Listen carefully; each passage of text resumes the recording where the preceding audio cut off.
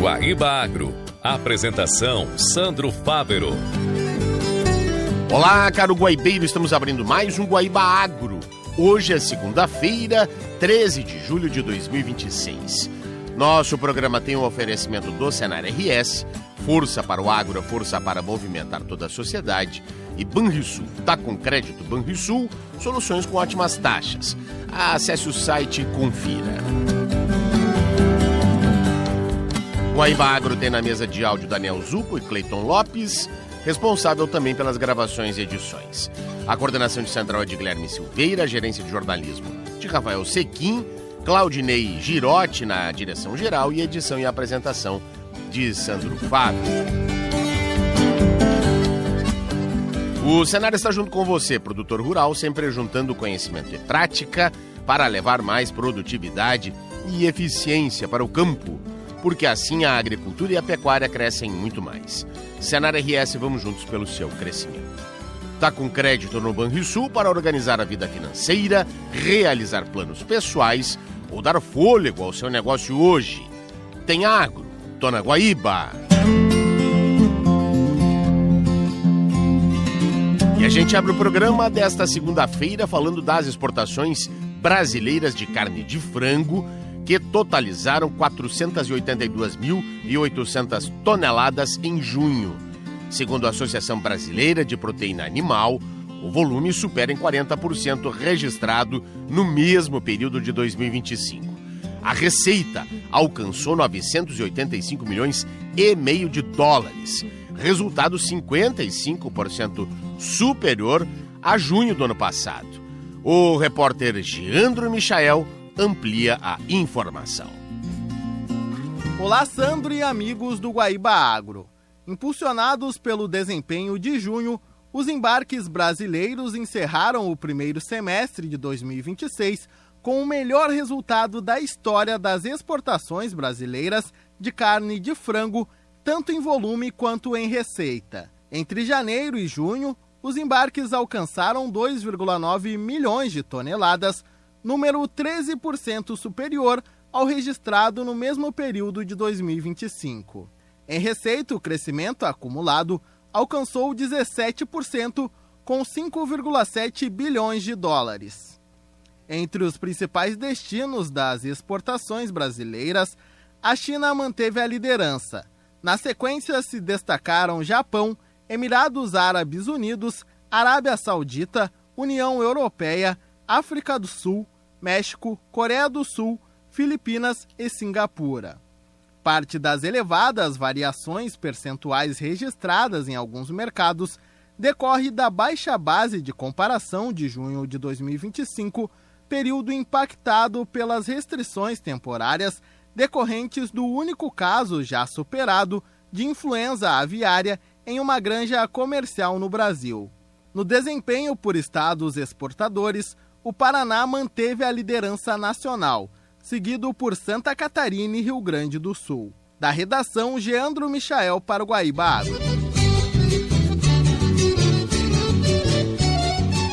Muito obrigado, Geandro.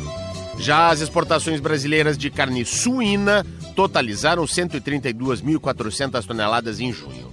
Segundo a ABPA, o volume é 13,5% inferior ao registrado no mesmo período do ano passado. Em receita no mês, o setor encerrou o primeiro semestre com o melhor desempenho da história das exportações brasileiras de carne suína. Entre janeiro e junho, os embarques alcançaram 794 mil toneladas, volume 10% superior ao registrado no mesmo período de 2025. Em receita, o crescimento acumulado alcançou 8%, com 1,8 bilhão de dólares. Entre os principais destinos, as Filipinas permaneceram na liderança. Em seguida, apareceram Japão, Chile, China, Hong Kong, México, Singapura, Argentina, Vietnã e Uruguai. No desempenho por estados exportadores, Santa Catarina manteve a liderança nacional, seguido por Rio Grande do Sul e Paraná.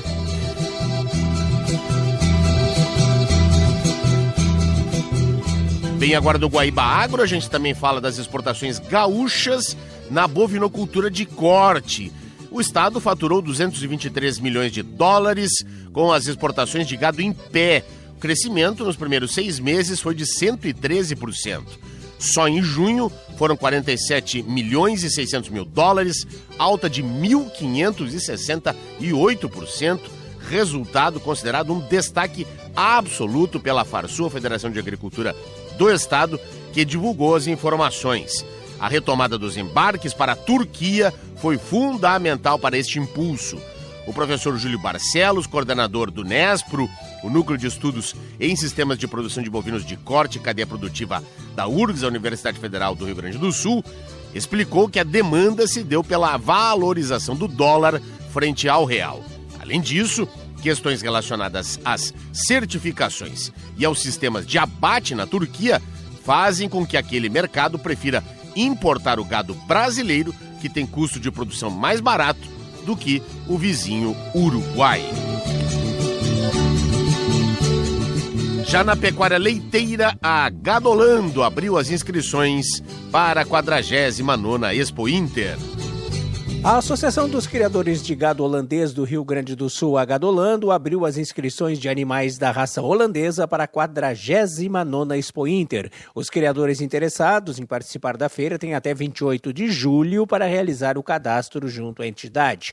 Expo Inter será realizada de 29 de agosto a 6 de setembro no Parque de Exposições Assis Brasil, em Esteio. A feira também marca a etapa obrigatória e decisiva do Circuito Excelente, promovido pela Gadolando.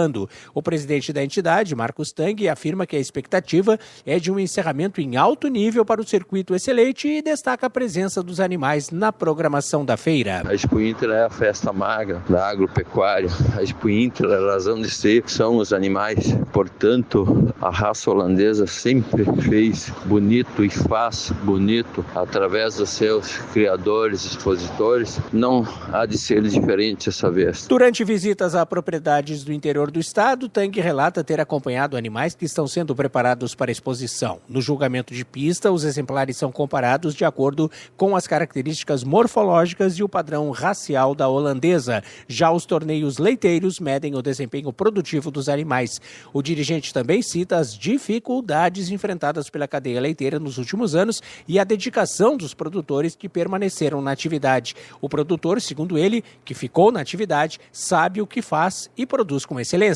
Tang admite que a participação na Expo Inter exige investimentos em estrutura, equipe e logística, mas avalia que a exposição permite apresentar o trabalho genético desenvolvido nas propriedades. A Gadolando informa que o prazo de inscrições, que termina em 28 de julho, não será prorrogado. Segundo Tang, a data limite considera o envio das informações à Secretaria da Agricultura e a preparação do catálogo oficial da feira. Da agência AgroEffective, Arthur Chagas. Obrigado, Arthur.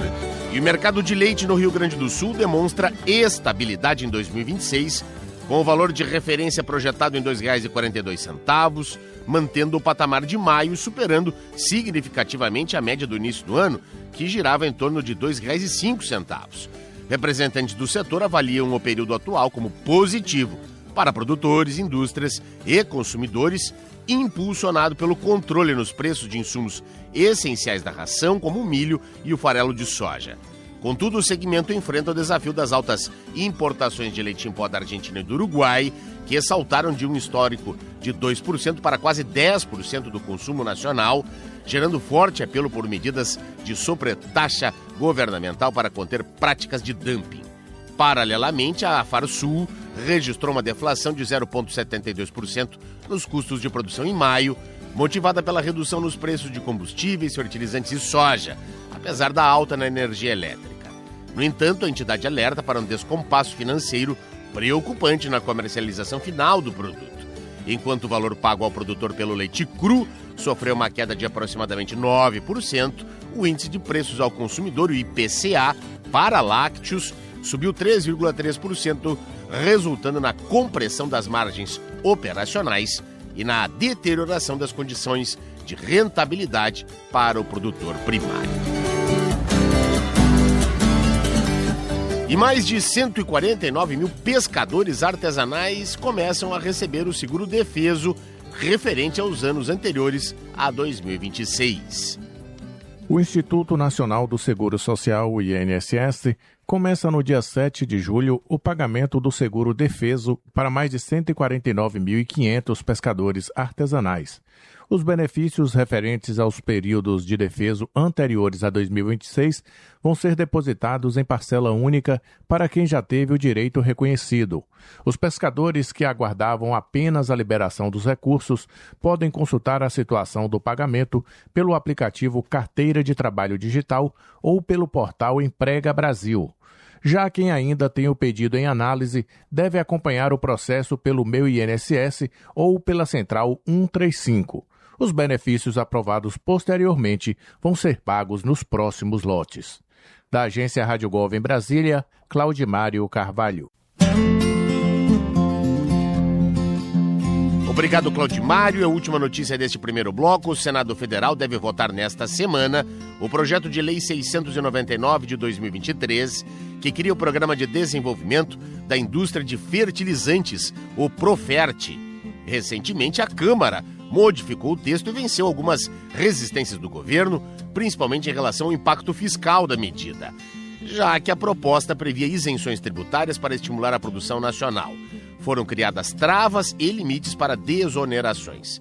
O tema é considerado estratégico por envolver estímulos à indústria nacional de fertilizantes, ainda mais em momento de alta nos preços destes insumos, em função de guerras e da manutenção da dependência brasileira de adubos estrangeiros.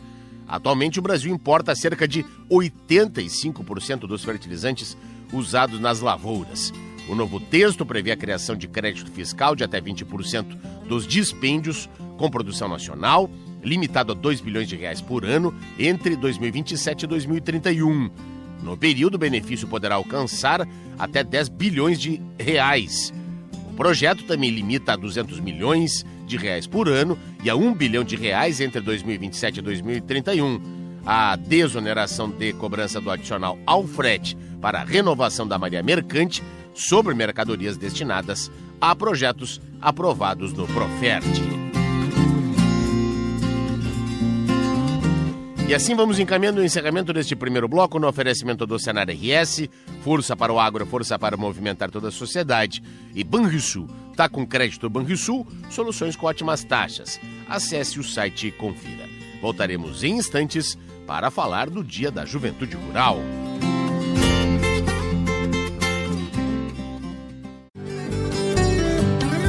Estamos de volta com o segundo bloco do Guaíba Agro desta segunda, em nome do Senar RS, que está junto com você, produtor rural, sempre juntando conhecimento e prática para levar mais produtividade e eficiência para o campo, porque assim a agricultura e a pecuária crescem muito mais. Senar RS, vamos juntos pelo seu crescimento.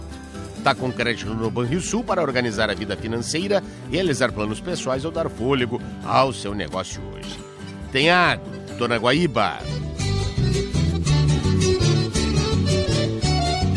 Bem, no Guaíba Agro, neste bloco do programa desta segunda-feira, a gente vai falar do Dia Estadual da Juventude Rural, que é celebrado na próxima quarta-feira, depois de amanhã, dia 15 de julho, mas já amanhã temos programação sendo promovida pela FETAG, Federação dos Trabalhadores da Agricultura aqui do Estado, e está na ponta da linha conosco para trazer mais detalhes a Camila Rude, que é a primeira secretária e coordenadora de Juventude Rural e Educação do Campo da FETAG. Camila, seja bem-vinda mais uma vez ao Guaíba Agro. Muito bom dia, é uma grande alegria estar falando através dessa programação da Rádio Guaíba, em especial nesse programa Guaíba Agro. A satisfação é toda nossa. Bom, antes até de a gente falar, não é, da programação que está sendo reservada para amanhã e também para quarta-feira, é importante a gente celebrar, não é, essa data, essa passagem da juventude rural, porque a gente tanto fala, não é, da diferença de herança e sucessão no campo, né? E quando acontece a sucessão, me parece que é exatamente aquilo que se quer mesmo para a juventude, né? A sequência daquilo que foi sendo construído, né, por pais, pelos avós, não é isso, Camila? Exatamente. E dia 15 de julho é um dia para a gente reafirmar a importância da construção desta sucessão, né? Quando a gente fala em sucessão, ele é um processo. O fato de herdar algo não significa e nem garante a possibilidade de sucessão. Então, quando a gente fala em sucessão no Dia Estadual do Jovem Rural, a gente está caminhando num sentimento de coletividade devido à importância que a juventude rural da agricultura familiar tem, tanto no presente quanto para o futuro, para que essa sucessão ela tenha aí condições de ser garantida. Perfeito. Então, quando a gente faz todo um trabalho com a juventude rural, com a convicção, Sandro, de que a juventude é estratégica para o desenvolvimento econômico dos municípios e do nosso estado a partir da economia da agricultura e pecuária familiar. Tá certo. E esse processo, ele se dá, claro, no dia a dia, na participação sindical, mas também, claro, em termos de atividade profissional também, nas lideranças, muitas vezes, das agroindústrias, não é? A gente tem acompanhado isso nas feiras, como tem se destacado a participação do jovem, não é? Exatamente. A agroindústria, né? A agroindustrialização é um dos fenômenos, então, quando a sucessão rural acontece, né? É um dos formatos que se olha para a diversificação, mas a gente também tem outras políticas públicas tão importantes quanto estas das agroindústrias, como o Programa de Aquisição de Alimentos, né? O Programa Nacional de Merenda Escolar, que isso possibilita aquele jovem que produz lá no campo ter a garantia, ter o espaço em que possa estar comercializando os seus produtos. Então, as agroindústrias, elas são uma forma de diversificação, de estar, a partir da matéria-prima, fazendo esse processamento e dessa forma gerando renda na propriedade. Mas outros programas também são formatos e são tão importantes para que o jovem possa ter ali na propriedade a renda. A gente não consegue falar em sucessão sem falar em dois pontos principais para mim: acesso à terra e a garantia de renda, né? Todos os jovens que desejam ficar no campo, eles passam por esse processo de autonomia financeira, de se reconhecer enquanto sujeito do campo, entender essa profissão como tal qual outra, né? E buscar aí formas dessa sucessão ser mais leve possível, tanto na questão familiar quanto na comunidade. Perfeito. E quando a gente fala, Sandro, em sucessão para nós, enquanto FETAG, né, que é a Federação dos Trabalhadores na Agricultura, a gente fala de sucessão para além da questão produtivista. A gente fala também olhando para esses espaços de discussão, de interação, de troca nas comunidades, nas igrejas, nas escolas, né, nos conselhos municipais, nos sindicatos, associações. Então, tudo isso faz parte do modelo de sucessão que nós acreditamos e buscamos. Perfeito. Bom, Camila, vamos falar um pouco, então, sobre a programação, começando, então, à 13h, não é? Desta terça-feira. Toda a programação será aqui na capital, na sede da FETAG, Camila? Exatamente. Todo o estado do Rio Grande do Sul, com suas representações de jovens, estarão aqui na capital, em Porto Alegre, onde é a sede administrativa da FETAG.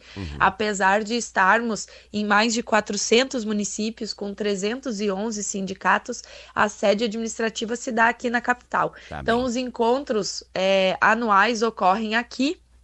E nessa terça e quarta-feira não será diferente. Então, estamos com representação, Sandro, de todo o estado. Fronteira, Sul, Campos de Cima da Serra, Médio Alto Uruguai, Alto Uruguai, região central, a região aqui de cima litorânea, né, o litoral. Então, isso também traz um pouco da diversidade que é a juventude rural, que é a agricultura e a pecuária familiar do nosso estado, para esse grande encontro estadual da juventude rural. E esse ano não poderia ser diferente, né? A gente vai estar construindo a nossa pauta para o pleito de 2026. A gente sabe que os candidatos já estão em fase de construção dos seus planos de governo, mas a gente quis aproveitar a data para estar construindo justamente nessa diversidade, nesse encontro diverso de pessoas, de sujeitos e de realidades. Iniciamos na terça-feira com a recepção, e logo na parte da tarde, depois da abertura, a gente já tem então os grupos de debate para a construção da pauta do pleito eleitoral, tanto para o governo do estado, né, deputados, senadores, quanto a esfera federal. Tá bem. E aí, nesse formato, a gente tem eixos de discussão. Então, um dos eixos é garantia de direitos, educação e do bem viver. O segundo eixo é trabalho e renda. O eixo número 3 é sucessão rural, o eixo 4 é democracia e participação político-social e, por fim, agricultura sustentável e resiliência climática. Essa construção dos eixos se dá entendendo toda a diversidade que os jovens discutem, aliás, toda a transversalidade daquilo que os jovens discutem, né? A sucessão rural, ela é transversal a tudo isso, mas um eixo específico para a gente estar discutindo e entendendo quais são os caminhos para garantir possibilidades da sucessão. E aí, na parte da noite, a gente tem, após a construção da nossa pauta, a plenária de socialização e apresentação da carta final. A gente tem uma noite cultural de troca com os jovens, e na quarta-feira iniciamos pela manhã com um painel disputando o futuro, incidência política e o projeto da Juventude para a Agricultura e Pecuária Familiar. Como os jovens, esse painel ele vem, Sandra, de encontro de como os jovens se organizam para estar levando as suas reivindicações no âmbito municipal, nos sindicatos, nos espaços de construção, de poder, de decisão. E o painel número 2 é Nada sobre nós sem nós, a força da juventude na sociedade e na política. Esse painel, então, ele vai contar com a participação de uma vereadora de Vale do Sol, que é do movimento sindical. Temos também o Bruno, da Comafite, aqui do Litoral, e também o Mairon, extensionista da Emater, que vão estar trazendo como eles se inseriram enquanto jovens, trazendo a contextualização e entendendo quais são os caminhos para os jovens, além de estarem no campo produzindo, gerando renda, também estarem disputando e construindo pautas para a juventude rural. Perfeito. Quarta-feira, então, a sequência, atividades pela parte da manhã até o início da tarde, não é?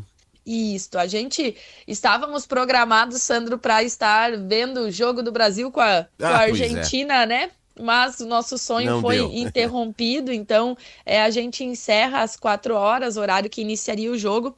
Mas antes de encerrar, a gente tem então atividades culturais com uma vivência cultural também da América Latina, trazendo isso do quanto é importante a gente se identificar no nosso continente, né, com as heranças étnico-raciais do nosso estado.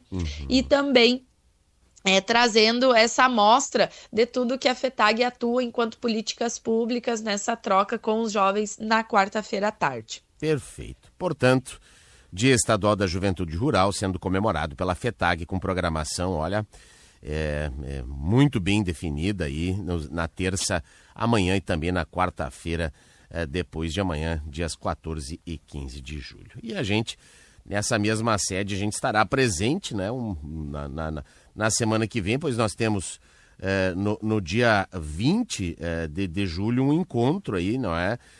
Inclusive com jornalistas, promovido pela FETAG, pois temos a Semana da Agricultura Familiar, né? Logo depois aí do Dia da Juventude Rural, não é, Camila?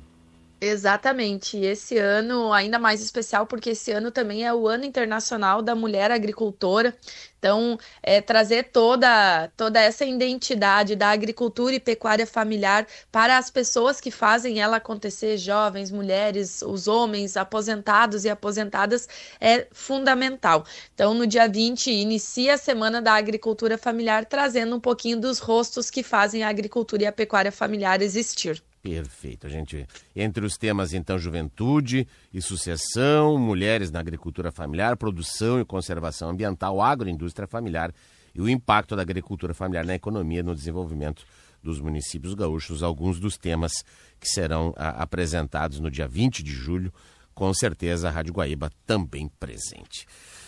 Camila Rode, primeira secretária e coordenadora de Juventude Rural e Educação do Campo da FETAG, muito obrigado mais uma vez por atender aqui o Guaíba Agro.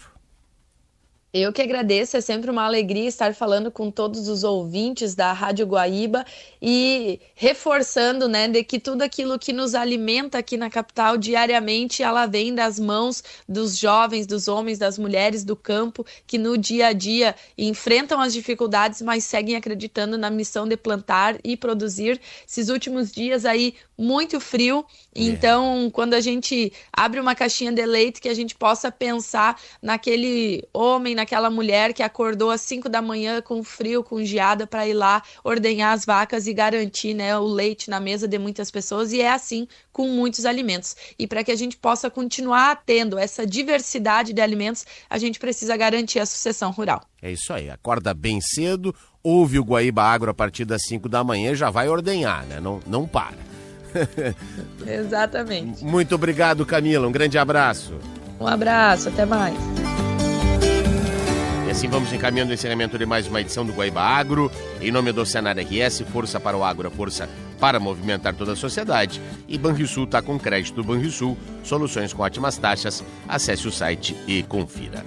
Para você que perdeu alguma parte desta edição ou quer acompanhar na íntegra, novamente acesse o nosso canal Guaíba Agro no Spotify, YouTube, Deezer e Amazon Music. A gente se reencontra nesta terça-feira, às 5 da manhã, também às 11h30 da noite, abrindo e fechando a programação jornalística da Guaíba. Até amanhã, um grande abraço e uma ótima semana. Você ouviu Guaíba Agro.